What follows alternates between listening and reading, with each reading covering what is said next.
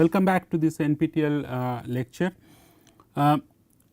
Let me switch the gear from tribological studies of bioceramics and composites to fretting and wear properties of other non-oxide ceramics, SIAION oxides, SIAION ceramics.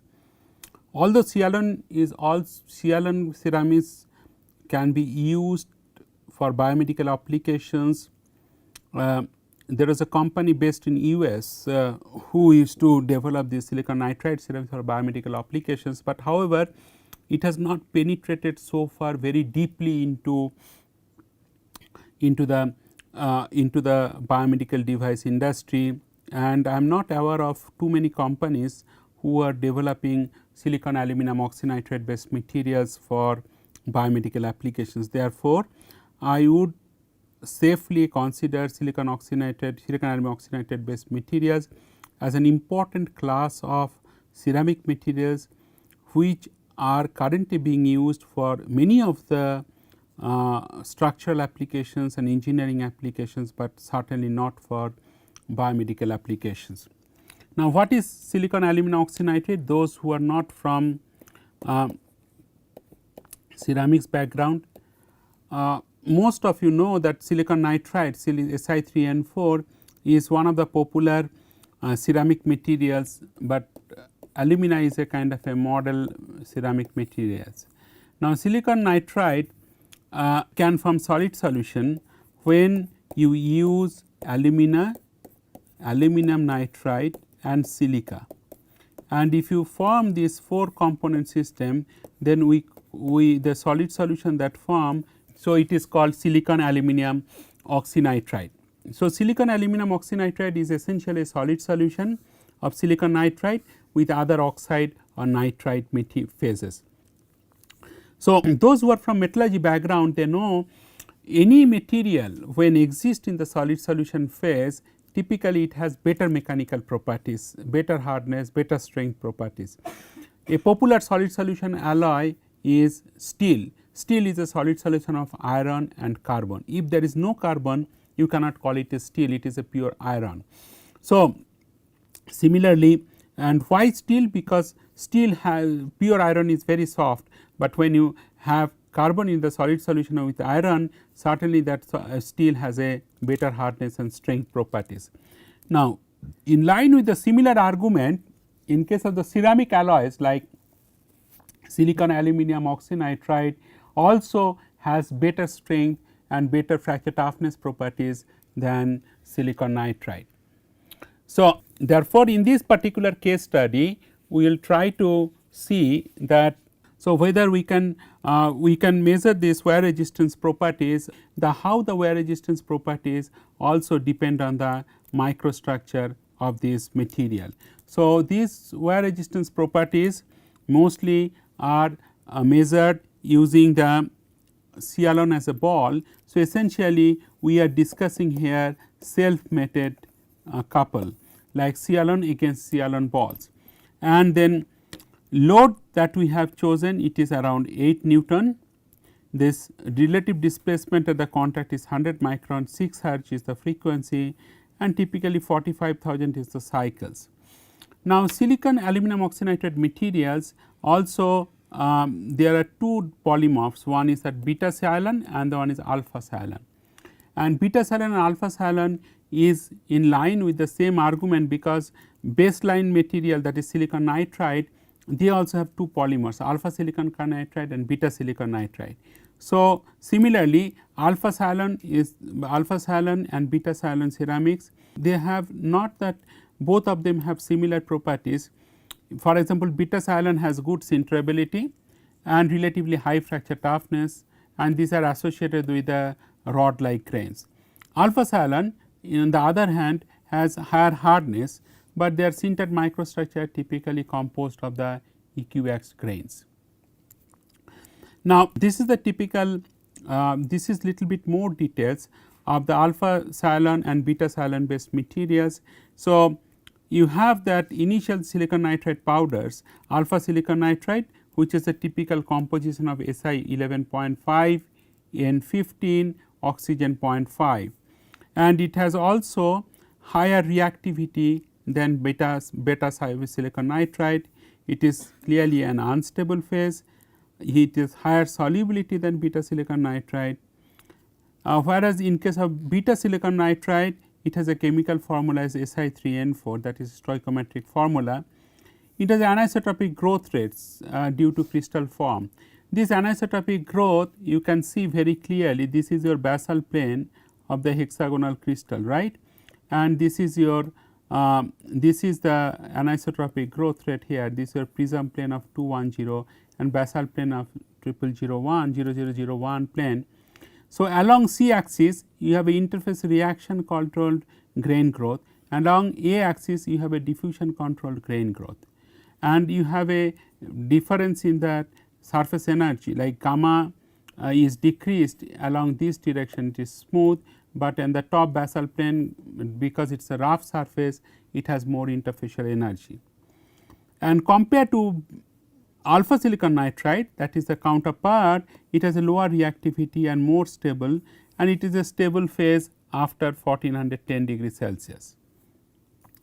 Now, in this beta silicon nitride or elongated beta SIAION grains, there are different, by changing the composition of the starting powders, essentially you can get different phase fractions in these particular silicon aluminum oxynitride phases or SIAION phases. What you see in the bright contrast, these are like residual glass phases, and some of the cases you will see that there is elongated crystals. So, these are the elongated beta silicon nitride beta SIAION grains. So, essentially the microstructure is composed of residual glass phases and also elongated beta SIAION grains, and these elongated beta SIAION grains are very important because these beta SIAION grains, they have the potential to reduce the crack growth resistance on the fracture surfaces, and if the crack growth resistance is reduced, then what would happen, that this particular microstructure may have better fracture resistance properties as well.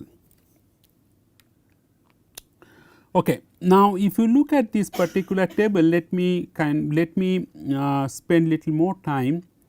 Now, what I am trying to emphasize here, again those for the non-ceramic background people, there are two things. One is that starting powders composition,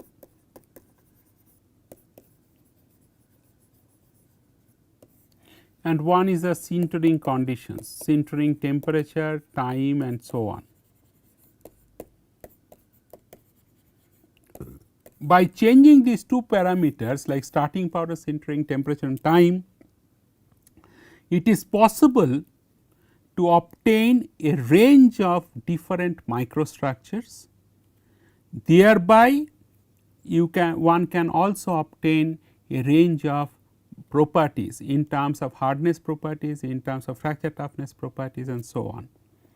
So, here is the example for ease of comparison. I have specified is as SN1 to SN6 or some different grades, and then we have used that ube powder, that is Japanese powder of silicon nitride, which is a D50, that is that average particle sizes. So, D50 essentially is average particle sizes of around 0.5 micron, and if you sinter them at 1940 degree Celsius for 2 hours at 22 bar nitrogen.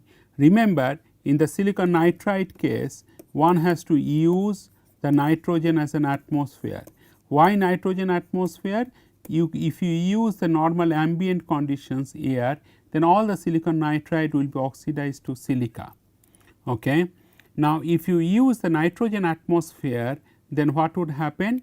Silicon nitride decomposition also can be prevented, and oxidation of silicon nitride to silica, that can be also well prevented. And these sintering conditions, as you can see, this is quite an extreme, because 1940 degrees Celsius, it is quite a high sintering temperature.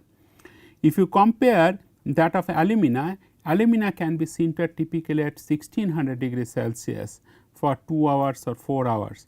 If you remember that of the zirconia, I have mentioned in the case study on zirconia that zirconia sintering temperature is somewhere around 1450 degrees Celsius. So, compared to oxide ceramics like alumina or zirconia, typically non-oxide ceramics like silicon nitride or silicon carbide, they require higher sintering temperature for their full consolidation or full densification. So, simply because of the fact that these materials they have very poor self diffusion coefficient, and it is the diffusional mass transport which leads to sintering or consolidation of the powder compact. So, if the self diffusion coefficient is very low, these materials these powders you cannot be densified or consolidated to full density. Now, what is the hardness of these materials?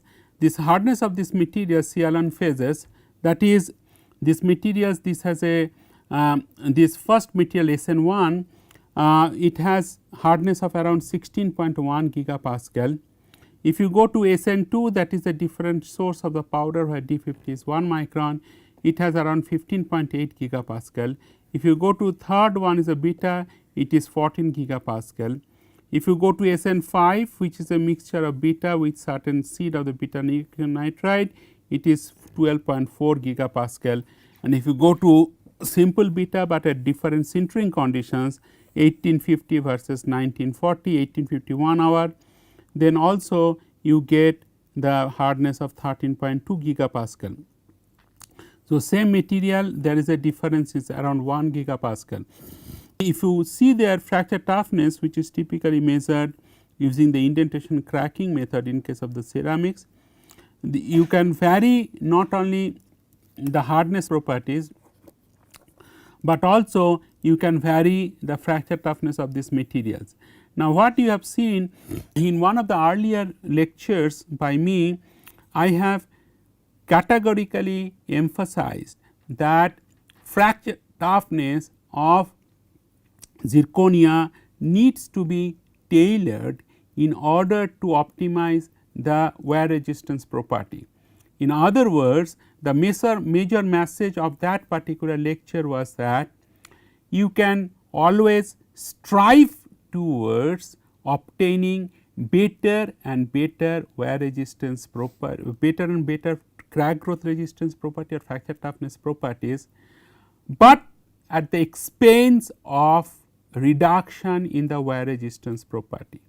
So, therefore, one has to have a compromise between fracture toughness and wear resistance property. This is fairly important for you to remember.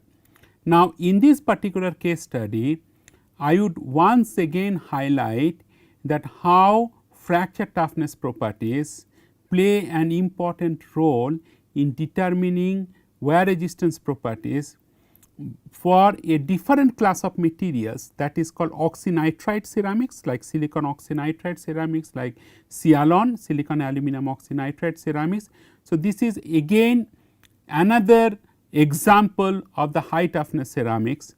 Typically, fracture toughness of ceramics is varying somewhere between 3 to 4 like alumina and many other silicon carbide, but here silicon oxynitride one can go to as high as 5.5 or 5.6 MPa square root meter, which is close to that of the double of that alumina based ceramics. So, therefore, in ceramic community 6 MPa square root meter or 10 MPa square root meter is a respectable number as far as the fracture toughness of these materials are concerned. So, I reiterate my earlier statement, by tuning or by tailoring the sintering temperature and time as well as starting powder composition, one can get a range of fracture toughness values in this particular set of silicon aluminum oxynitride materials. And this fracture toughness is largely due to the differences in the fracture toughness is largely due to differences in the phase composition, phase assemblage. Now, if you compare these two columns, my statement will be can be clarified. For example, here you can see that beta to alpha ratio is 67 to 33, that is 2:1. Here you can see beta to alpha ratio is 76 to 24, that means more or less 3:1. Here you can get beta to alpha ratio is 92 to bit 8. So, that means again it is more than close to 12:1. Here it is 16 to 84 like 5:1. This is 100% beta. So, when you have 100% beta, here again is 100% beta, you can see that these materials have little bit higher fracture toughness, but also here beta fraction is higher 2:1. Here again one has obtained 5.6 gigapascal. But if it is 100% beta, then you can get better fracture toughness properties, but hardness is lower. But if you have to get a good combination of fracture toughness and hardness, then you should go for this 2:1, like you need to have some alpha phase as well as beta phase, because if you remember in one of the earlier slides in this lecture, I have emphasized that alpha and beta, there are distinct differences, like beta phase or beta silicon nitride or beta SIAION phase, they typically have higher fracture toughness, whereas alpha SIAION or alpha silicon nitride, they typically have higher hardness. So, that is being reflected here. If you have predominantly beta phase with little bit of alpha phase, then one can clearly have the best combination of fracture toughness and hardness. But if you have pure beta phase or 100% beta phase, then it is possible that your fracture toughness still remain higher. However, because of the absence of alpha phase in the microstructure, you can expect lower hardness properties, and this statement is very well proven in this particular example for the ceramic grades like SN5 and SN6. Now, with this background on the materials, let me now explain that how wear rate is varied with respect to hardness and the fracture toughness of these materials. And what I am going to show you now, that first in case of hardness properties, wear rate typically decreases with increase in hardness properties, increase in hardness of the SIAION. So, these are the grades of the different SIAION that I have mentioned. So, there are two type of circles. One circle you can see that within the narrow range of 12.5 to 13.5 gigapascal hardness variation, there is a decrease in the wear rate, but this wear rate decrease is not that significant. But if you look at this another circle, larger circle of variation here, this when the hardness is decreases somewhere around 13 or 14 to 18 gigapascal, then there is also a decrease in the wear rate from 8 into 10 to the power minus 5 to somewhere around 1 or less than 1 into 10 to the power minus 5. So, that means there is couple of times reduction in the wear rate of these compositionally tailored SIAION materials. Now, so the major message from this plot is that if hardness increases, wear rate decreases, or in other words wear resistance increases. Now, let us now look at very closely how does this wear rate decreases, how this wear rate varies with fracture toughness, which is again measured by indentation cracking, which I have explained to you earlier, but let me explain again. This is the Vickers hardness. In case of brittle materials like ceramic, from the indent corners these cracks will generate and then they will propagate. And if you measure the crack length and this crack length, based on the crack length and based on this diagonal, you can measure the fracture toughness or Kc values is some eta parameter E by h to the power half, then P by C to the power 3 by 2. So, C is your half of the crack length, H is your hardness. So, this hardness is to be measured at a indent load where there is absolutely no cracking. So, indent load where you are measuring the fracture toughness, you cannot use the same hardness value and plug in this particular equation to get the reliable fracture or get the fracture toughness values. So, this is Kc, Kc stands for critical crack tip stress intensity factor. Many times people use this as a K1C, which is wrong, because 1 means this is the critical crack tip stress intensity factor under mode 1 loading. But these indentation cracking methods to measure the fracture toughness does not involve purely mode 1 type of loading, what people can achieve by single edge V-notch beam kind of techniques, where there will be at the crack tip purely tensile loading. But that is not the case in this particular scenario. Therefore, it is appropriate to mention is the Kc, it is the eta E by h to the power half and p by c to the power 3 by 2. So, what you notice here that with increase in the fracture toughness from around 3.5 to around 6.5 MPa square root meter, your wear rate is reduced from 5 to less than 1 MPa square root meter. So, with increase in the fracture toughness for a specific group of silicon oxynitride ceramics, one can clearly see there is a reduction in the wear rate with increasing in the fracture toughness. So, what it means that since this particular case, and we will see now in the SEM images, in scenario where wear or material removal is dominated by cracking and cracking induced spalling, then if you use materials with higher fracture toughness or higher crack growth resistance properties, therefore, there it is possible to achieve better wear resistance, simply because in higher fracture toughness materials one will have difficulty, or the cracks will find it more difficult to propagate in the microstructure leading to spalling.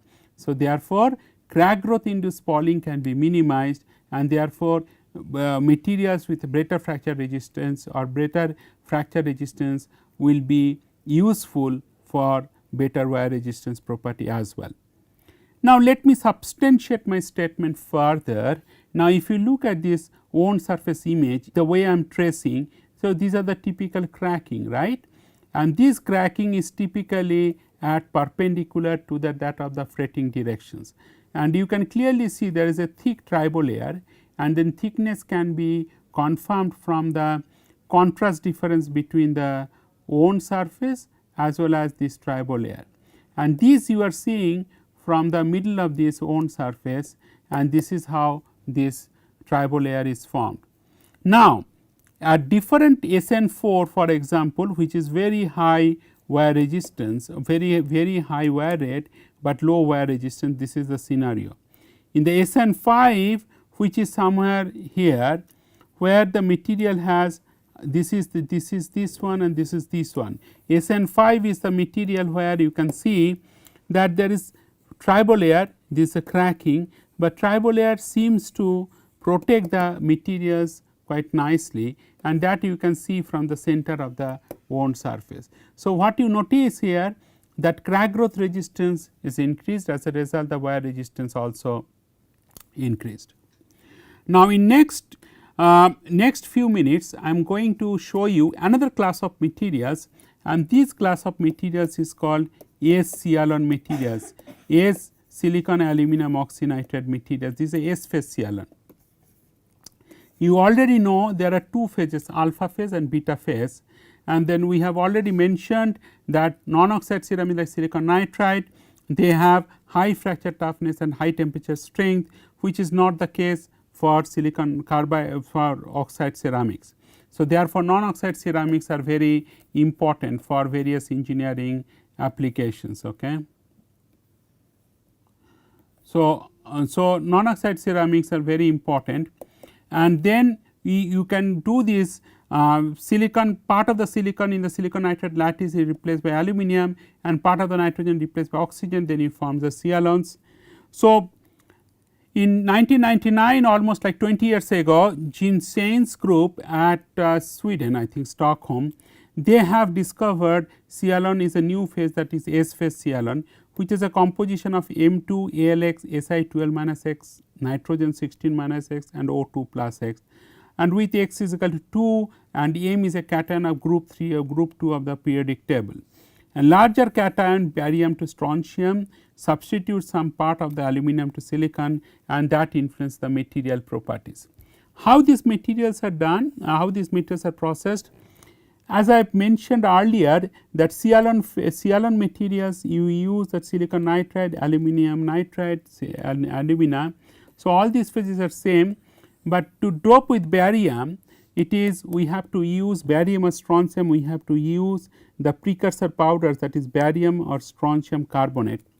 You mix it, you dry it, you hot press this dried powder mix at 1600 to 1750 degrees Celsius. You can do alternatively pressureless sintered. So, it is or pressureless sintered at 1750 degrees Celsius, then you get barium, strontium, silicon, oxygen, nitrogen. So, that is the barium or strontium variation of the SIAION family.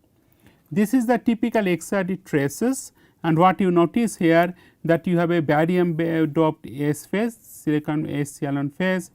This is the phase pure, and also there is one more phase called beta silicon nitride, but their amount is certainly much less, because barium based S SIAION phase is very significant amount. So, typically beta phase silicon nitride, it is a typical needle that which is dispersed in the microstructure. You have the residual glass phase and you have the barium doped S SIAION phase, which you can clearly see is a very fascinating microstructure. This is a tabular shaped barium silicon aluminum oxynitride phase, and you can see that barium silicon oxynitride phase. If you take a EDAX spectra, you can in TM you can clearly see the composition that strontium barium peak. So, you have that typical tube shaped or latch shaped materials, and then you can see also this is a different magnification. So, typically the width of this tabular faces parallel to the 0 1 0 plane, it is around some 400 to 500 nanometer, and also there is a definite aspect ratio of this phase, and this aspect ratio is somewhere 8 to 9 aspect ratio. We can see very clearly that there is threads of dislocations. So, this is a defect structure, and somewhere also we have seen APB antiphase boundaries, that there is dislocation threads in these particular ceramic materials. So, as far as the properties are concerned, it is not a great property in terms of the hardness and fracture toughness, because in the last few slides I have shown that by using the different starting powders and hot pressing conditions or sintering conditions, one can obtain the fracture toughness and hardness over a large range, and this is somewhere in the middle. So, here it is around 4.5 MPa square root meter, which is not too bad, but at the same time this materials has a steel like elastic modulus like 210 gigapascal. Now, whenever a new material is being tested for wear resistance property, it is always recommended to use 3 different kind of matting solids. Like here we have used steel, SIAION and alumina. So, this is the case for this against steel based materials. This is the case for against alumina based materials. So, first let me explain that how does this wear rate varies. For SIAION versus alumina, this total wear rate. So, total wear rate of the system, it is significantly lowest here. In case of alumina, it is very high here in case of steel, and for self mated couple like SIAION versus SIAION, that is wear rate is moderate or intermediate between that of steel and alumina. As far as the wear resistance is concerned, what you see here that in case of steel materials there is a very thick tribolayer and there is also delamination wear, and this particular tribolayer is pulled off, and this is your fretted wear surface. So, this is your fretting directions. In case of alumina, there is abrasive scratches and also there is a deeper abrasive group. So, these are like called groups, abrasive groups, which are present on this wound surface, and then we have a very clear fretted scar on this particular materials. Now, these are some of the 2D surface profiles just to show that how the surfaces the depth of these 2D surfaces, which is fairly good, like around 10 micron, and in some cases depth is less around less than 10 micron also we have observed. So, all these properties we have published in Journal of American Ceramic Society papers in 2007, more than 10 years ago, and this particular ceramic is being investigated in other research groups as well for their various potential engineering applications. Thank you.